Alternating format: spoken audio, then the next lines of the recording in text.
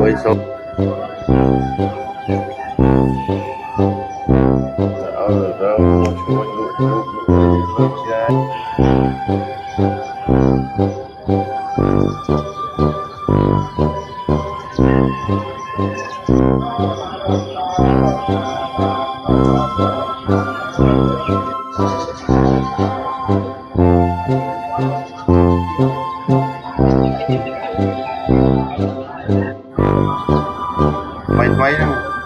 mày thường ca mày thường ca đây có lên đau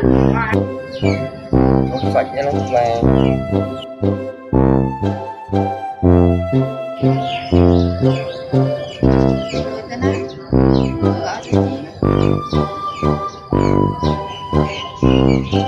à đây bây giờ sẽ nó cái tận ăn tu là lấy từ nhà đi mua con lao phát đấy là cái chat này nó cái gì suốt đó